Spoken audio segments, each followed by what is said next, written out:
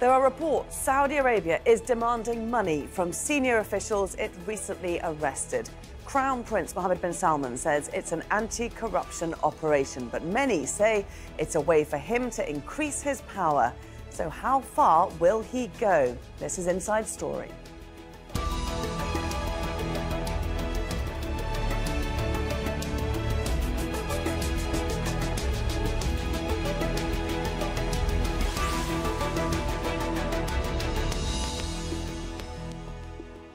Hello there and welcome to the programme. I'm Laura Kyle. He's stoking huge tension in an already volatile region. Saudi Arabia's 32-year-old Crown Prince Mohammed Bin Salman has made a number of controversial decisions that many believe could forever change the kingdom and the entire region. The developments in Saudi Arabia and what they mean for the rest of the world have been the focus of a conference in London on Saturday. That's where former diplomats and Middle East analysts have been meeting to discuss the crisis and Saudi Arabia's future. Mohammed bin Salman, or MBS as he's known, was appointed Saudi Arabia's heir to the throne just 6 months ago. But in that short period, he's amassed a lot of power. Earlier this month, he ordered the arrest of around 200 princes, government officials and businessmen in what he called an anti-corruption drive. Various media outlets have now reported the detainees have been offered their freedom in exchange for most of their wealth. In neighbouring Yemen, Mohammed bin Salman is stuck in a conflict with Iran-backed Houthi rebels. The Crown Prince has also been accused of forcing the resignation of the Lebanese Prime Minister Saad Hariri, who made the sudden announcement in Riyadh. And in June, Saudi Arabia, the UAE, Bahrain and Egypt severed ties with Qatar, triggering an unprecedented crisis in the Gulf region. Many see these developments as Saudi Arabia's attempt to confront its rival Iran, which it blames for spreading violence in Yemen, Lebanon, Syria and Iraq. So plenty for us to discuss. Let's do so now with our guests. Joining us from London, from that conference we mentioned, Pierre Conessa, lecturer at the Paris Institute for Political Studies. From Tunis, Sami Hamdi, editor-in-chief of the International Interest. And joining us via Skype from Munich, Afshin Shahi, a senior lecturer in international relations and Middle East politics at the University of Bradford. A very warm welcome to all of you. Sami, let's start with you and kick off by looking, first of all, at these reports of this deal. The princes and businessmen who were arrested being offered their freedom in return for billions of dollars. How true are those reports? How true they are, nobody really knows, but it would fit into the whole scenario of the tradition of that princes simply do not go to jail, princes are not executed, princes do not suffer the full force of the law. That's the reality in Saudi Arabia. Also, it's one of the worst kept secrets in Saudi Arabia that many individuals who have this abundance of wealth tend to do so through connections within the government and through corruption. So in other words, Mohammed bin Salman is effectively, if these reports are true, he's effectively saying to them, look, we all know that you got this money through corruption. I'll let you guys go because we're all in it, but I really need some money right now because our coffers are nearly empty. I need some money to drive Vision 2030. I need some money to drive these mega cities that I'm proposing. I need some money to show US companies, Japanese companies, South Korean companies that I actually have projects in which they can invest and they can bring money back into the kingdom. I think Mohammed bin Salman with this move has achieved two things. One, he's managed to push away his political opponents, Mit'ab bin Abdullah, Walid bin Talal, and some of these other various different princes. And on the other hand, he's trying to get as much money as possible with which to finance his very ambitious projects to stand up to Iran. So, Pierre, it's a win-win for MBS if it works. But the question is, of course, will it work? Will these very wealthy businessmen and princes give up vast amounts of their wealth? Well, I think that the recent campaign of anti-corruption against corruption in Saudi Arabia is mainly a political aspect of the march to the power for MBS, you know, because it's quite surprising to hear that in this country an anti-corruption program would be efficient. Just let me quote some example.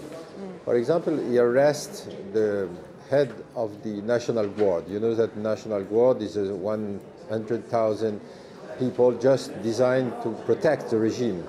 And if he arrests the leader of this National Guard, it's a very important aspect because, for example, the last contract signed by the National Guard was the Canadian contract for armed vehicle of an amount of $15 billion, which means that, for example, he's beheading all the National Guard hierarchy.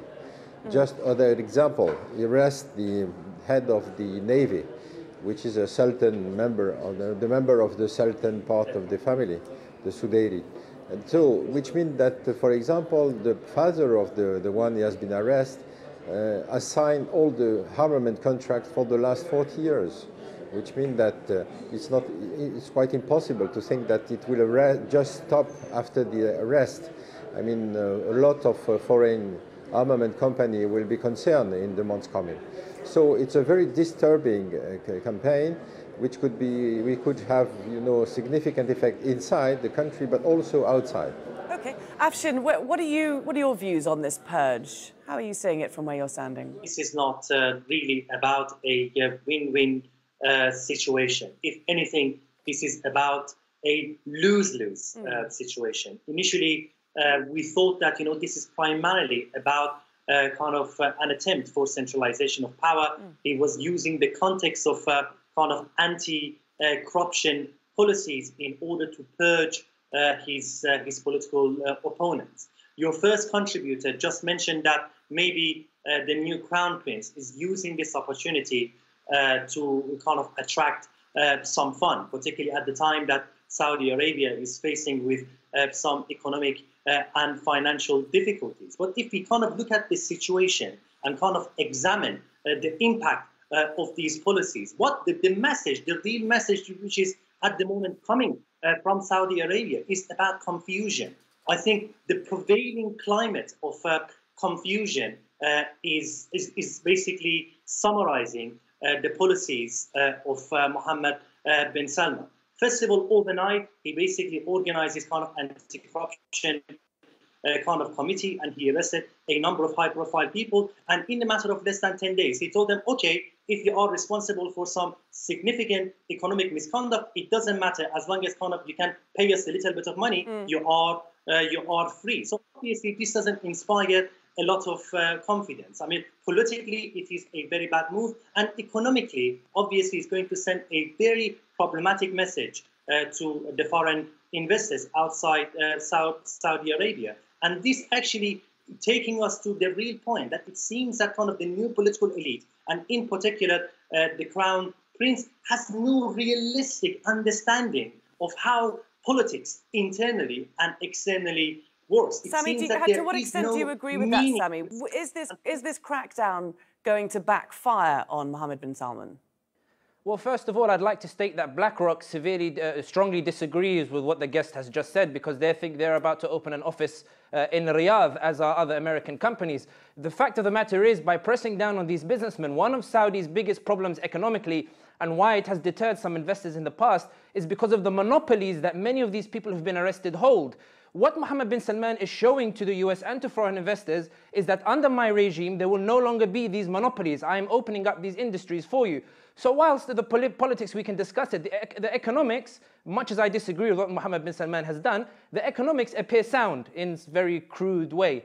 With regards to the politics, whether this crackdown will actually work or not, the reality is that Mohammed bin Salman has been on a meteoric rise for quite some time, since his father has come to power. Removing Mohammed bin Nayef as crown prince was no small feat. And in fact, he was only able to do it because Donald Trump came to power and started fighting with the Pentagon. The Pentagon loved Mohammed bin Nayef to the extent that at the beginning of this year, the CIA awarded the first ever prize to a Saudi prince for combating terrorism to Mohammed bin Nayef, which was a clear message to MBS, to Mohammed bin Salman, that you should stop where you're at because we want Mohammed bin Nayef. Only when Trump went to Riyadh and saw the glamour and the gold and said, you know what, guys, you guys aren't so bad. Qatar must be the problem. Iran must be the problem. He went back, clashed with James Mattis and clashed with the Pentagon, and Mohammed bin Salman realized this was the best opportunity to become crown prince. On a Machiavellian, Macbeth-esque kind of politics, Mohammed bin Salman is playing a very shrewd, very competent game. Think about this, the political situation as it stands now in Saudi Arabia. Who stands in his way? Mitab bin Abdullah, the National Guard, is arrested. Walid bin Talal, who gambled on Hillary Clinton and lost, has now been arrested. Nobody else stands in his way. Mohammed bin Nayef has surrendered the Interior Ministry and has gone now to receive treatment for his illnesses. Nobody stands in Mohammed bin Salman's way anymore. All that's left is for his father to abdicate. So from putting all morality aside, from a political perspective, how is this anything but a very real-life Game of Thrones in which bin Salman is winning? OK, Pierre, we just had Sami basically saying that no one now stands in Mohammed bin Salman's way. He's played a very successful political game. Does that not cause concern from the outside, that indeed no one now stands in Mohammed bin Salman's way? This purge has got rid of all of his opponents. Well, you know, I think that we have to analyze the political process in Saudi Arabia all along the year, in the year 2017. In the beginning of the month, he arrests some clerics, he arrests some people, he arrests journalists, intellectuals, etc. And now, in the last purge, he arrests a lot of crown princes, ministers, and businessmen. The first evidence is that he don't arrest a member of Al-Sheikh family, which means that he doesn't arrest a guy in charge of religious politics in Saudi. When Mohammed bin Salman promised a new Islam in Saudi Arabia, he would have to attack first the power of the clerics, which he didn't. The two clerics he arrested in the last purge was mainly the guy coming from the Sahwa, you know, the movement following the 1991 events, and asking for a democratic reform, not a democratic, but a reform. Pierre, if I can just jump in there, because he has attacked the religious police, hasn't he? He's taken away some of their powers in a move ostensibly to, some may say, liberalise the society there in Saudi. Yes, you know, by the past, there were some crises between the religious hierarchy and the regime. But in fact, the question is that the clerics are having the hand on education, on justice, on the library, on cultural policy, etc., etc. Which means that sometimes, you know, the kingdom can give some evidence, some sign, you know, of liberalization, like, for example, the authorization for women to drive in the next year. But, I mean, what does mean exactly that gesture? I mean, if you don't attack the very heart of the Wahhabi, Salafist power inside the Saudi Arabia, that will have no change in the situation. They will not have, you know, Islam of peace and love. Well, the Saudi Crown Prince's actions have been worrying politicians around the world. And just earlier this week, the New York Times reported US officials increasingly concerned with his decisions, saying they could damage US interests. The report also suggested those steps have made investors nervous. And criticism from Germany has prompted Saudi Arabia to recall its ambassador to Berlin.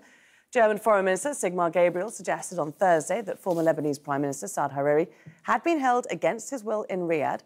Gabriel also called for Lebanon's neighbours, including Saudi Arabia, to let it decide its own fate. Now, Gabriel made the statement just before Hariri travelled to Paris. Afshin, we've not seen much criticism of Saudi from Europe. What prompted the German foreign minister to say this, to launch ahead with this criticism? Just like before I respond to that, actually, it is absolutely essential that I respond to the comments which were made by Sami at the beginning.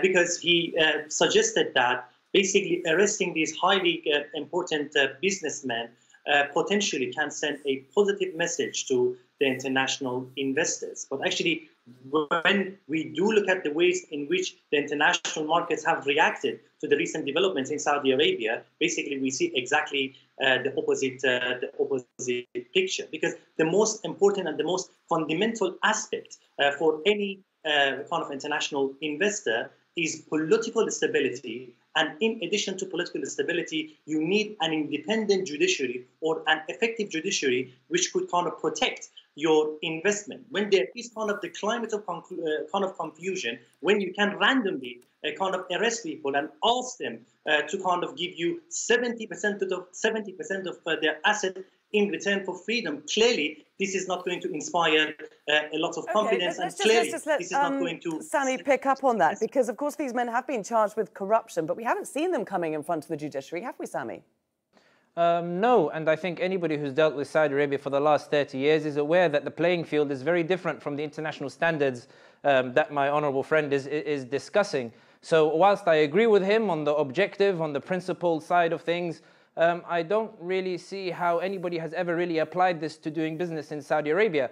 The US companies have still managed to operate, South Korean companies have operated, Japanese companies have operated. So I agree with him on the principles, but I don't think those are really that fundamental essentials with regards to BlackRock, with regards to some of these other companies that have announced with Trump's backing that they will buy into Mohammed bin Salman's economic vision. But are we going to see any more foreign investors coming, or is that very much a Trump-led move? To be honest, we're discussing a lot about Mohammed bin Salman's radical decisions. But what worries me is that we're taking all of this as if it's a surprise. I feel like we should be looking at this through the Saudi lens, which is that at the end of the day, to the east you have Iran, to the north you have Iraq, Lebanon and Syria, all of which are under Iranian influence. To the south you have Houthi, who's controlling Sana'a, the capital, and to the west you have Egypt, which is not really participating in any one of these countries on your side. So this sudden burst of reaction, this sudden change in foreign policy is a reaction to a very real reality, which is that Saudi Arabia is surrounded. The only solution for Saudi Arabia here is very hard, very decisive decisions. And that's why all of a sudden Mohammed bin Salman is coming to power. He's implementing very decisive foreign policy decisions. I'm not suggesting that I agree with any of them. But what I'm saying is we should not look at these as surprises. Even if we focus on the economy or focus on the politics, very radical change is needed. And Mohammed bin Salman knows it, King Salman knows it, Mit'ab bin Abdullah knows it, Walid bin Talal knows it. And the reason I mentioned these last two is because these two were also competing to become king, because they genuinely believe that the cautious approach that's been taken by Saudi Arabia over the years just simply doesn't work anymore. And the interesting thing is, and I'll finish just on this point before handing over, the interesting point is this: for years, American officials have lamented Saudi Arabia's cautious policy in the Middle East. Now they have a prince, or they have a de facto leader, who's willing to bring Saudi Arabia and allow it to become engaged in the wars that the US wants to fight in the region.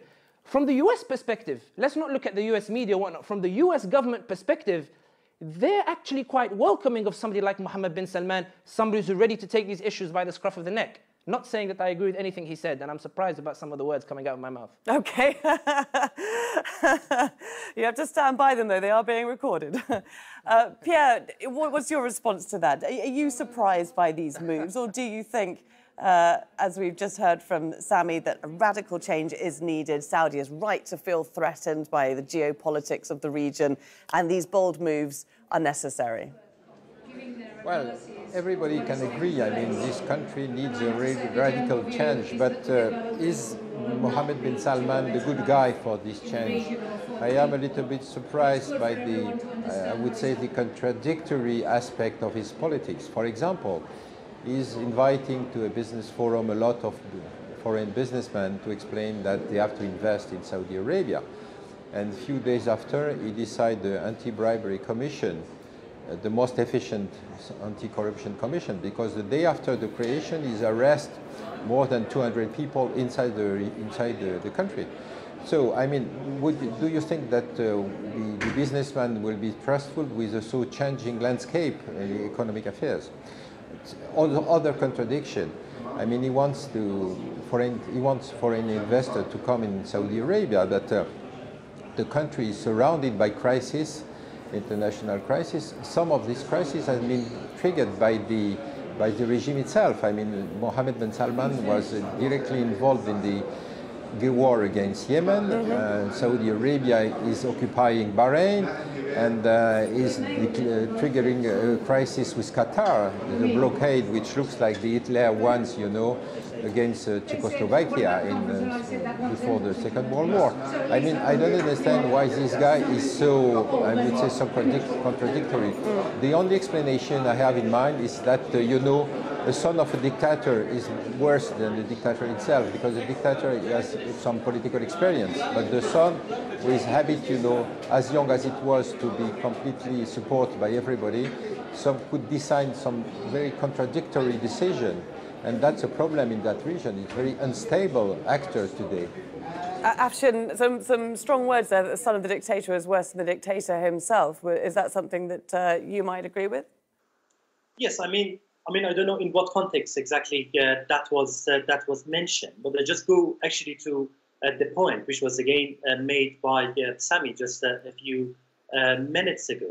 Because when we do kind of look at kind of the foreign policy of Saudi Arabia, when we look at kind of some of the signature policies which were designed and delivered by Mohammed Bin Salman, they have produced nothing but disaster for Saudi Arabia.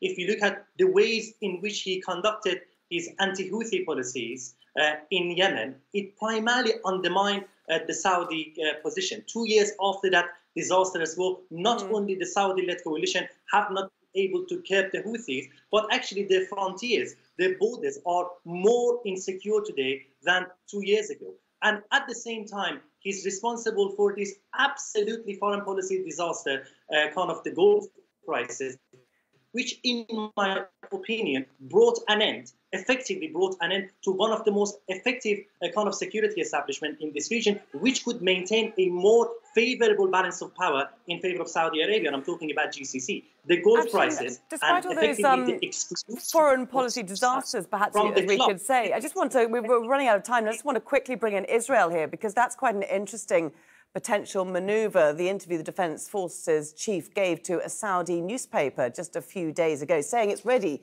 Israel is ready to share intel with Saudi. It's sort of been an open secret, but now it's out there in the public that these two sides are willing to cooperate. I mean, how unprecedented is that? This is extremely unprecedented. I mean, this is the first time in history that kind of somebody as high profile as Israeli chief of staff giving a public interview to kind of Saudi media. And obviously that brought an end to many months of speculations that the Saudis and the Israelis are getting closer and closer to form a kind of alliance against Iran. But we shouldn't only look at this situation from the foreign policy point of view. I mean, of course, it has some serious regional implications, particularly when it comes to Saudi against Iran. But it also will have some internal political implications, because the Saudi society is not monolithic, is divided based on tribes, kind of culture and religion, and it's such a complicated society. And without any doubt, a large segment of the Saudi population is not going to be terribly happy and satisfied with this new I'm just going to jump in there to get one last point to Sami. We've seen Mohammed bin Salman do an extraordinary amount of things in a very short space of time. Just look into your crystal ball. What do you think he's going to do next? I'll answer your question just very quickly. Just with regards, I tend to dislike when people use Yemen as an example of Saudi failure, only because while I accept Saudi has demolished Yemen, Saudi only got involved with Yemen when Houthi was on the gates of Aden and only one city left to conquer. When Houthi went into Amran, nobody said anything. Sana'a, nobody said anything. Ta'iz, nobody said anything. The Yemen issue is another inside story. With regards to what's coming next, with regards to what we... Sure. 30 seconds, no problem. What we can expect from Mohammed bin Salman, after reading the very logical steps that he's taken, putting morality aside again, the logical steps of removing Mohammed bin Nayef, removing Mita' bin Abdullah, removing Walid bin Talal, there's only one man that stands in his way now, and that is his father, King Salman. Now all he has to do left is to ask his father, Father, please, can you step aside now and can you give me the throne? From King Salman's perspective, from this Arab pride perspective, I'm sure nothing would please King Salman more than to have his progeny rule Saudi Arabia for many, many generations to come. So I think that's the next move. When will it come? It depends on how successful some of these foreign policy moves are. But that's what I see left in front of Mohammed bin Salman in his incredible quest for power. Let's watch this space. Many thanks to all our guests for joining us here today. A very interesting discussion indeed. Pierre Conessa, Sami Hamdi and Afshin Shahi. And thank you too for watching. You can see the programme again anytime by visiting our website, that's aljazeera.com. And for further discussion, do go to our Facebook page, that's facebook.com/AJ Inside Story. You can also join the conversation on Twitter. Our handle is @AJ Inside Story. From me, Laura Kyle, and the whole team here. Bye for now.